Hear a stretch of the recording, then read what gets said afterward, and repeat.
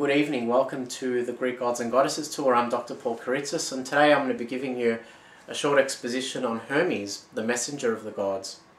In classical myth, the god Hermes acts as the messenger of the Olympians, so he's the living, tangible connection between the heavens and the earth, as well as a psychopomp. His epithets Diaktoros and Psychopompos definitely allude to the two just mentioned qualities. As Zeus's chief emissary, his physical movements were fluid, swift, and elegant, effortlessly transitioning between realms, bedecked in beautiful ornaments most recognizable to the contemporary world.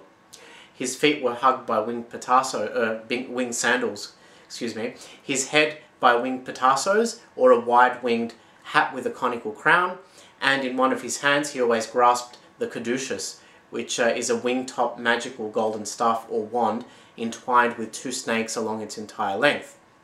Hermes is a patron of travel, innovation and the arts, particularly of commerce and athletics, in addition to a shrewd master of trickery, appearances, facetiousness and oratory. As Hermes Erioneos, he also adjudicates over luck and serendipity. According to Hesiod's theogony, Hermes is the offspring of the invincible Zeus and Mea, the daughter of Atlas and the Oceanid Pleione. Like so many other universal deities, his mother gave birth to him in a secluded grotto. There are many classical sources that attest to the god's wily nature, even as an infant, and one of these reads, "The babe was born at the break of day, and here the night fell he had stolen away Apollo's herds." In reading these, we learn that on a great many occasions, Hermes would resort to mischief and imbroglio whilst his mother busied herself with daytime chores.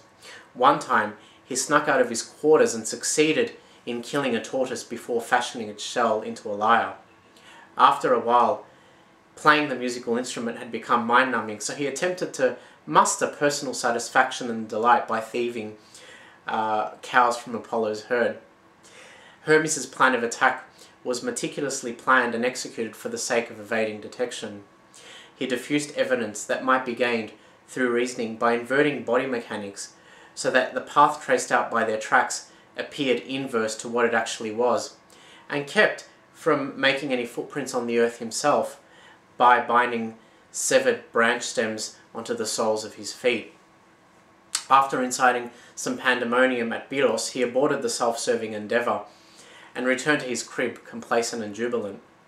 But Apollo was not to be hoodwinked by the antics of his shrewd half-brother. After gathering sufficient clues, including the anecdotal evidence of a witness, to implicate him, Apollo appealed to the mighty Zeus on Olympus. After a short deliberation, the latter succeeded in resolving their quarrel and hastened conciliation with a mutual exchange of gifts. Hermes handed over his maiden invention, so the lyre, an instrument with which the musically inclined Apollo was becoming intensely engrossed. In turn, Apollo chose to part with his beloved shepherd's crook, symbolically passing ownership of the herd over to his half-brother. In Homer's Iliad, the crafty Hermes takes the side of the Greeks, or the Achaeans. Aside from its evolution into a 9-year battle between the Greeks and the Trojans, the Trojan War was also the Hermes, which facilitated the culmination of the gods' own unresolved affairs. Hera, for instance, took on Artemis whilst Hermes was left to deal with Leto, the mother of Artemis and Apollo. Interestingly, Hermes turns down the confrontation purely out of respect, a mortal scrupulousness otherwise uncommon to his ascribed character.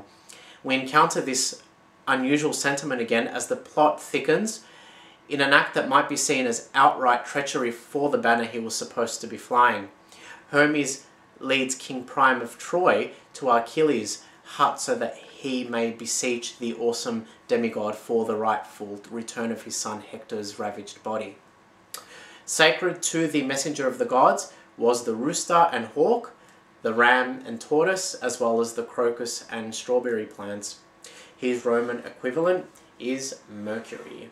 And on that note, I will see you next time for a small dissertation on Demeter. See you then.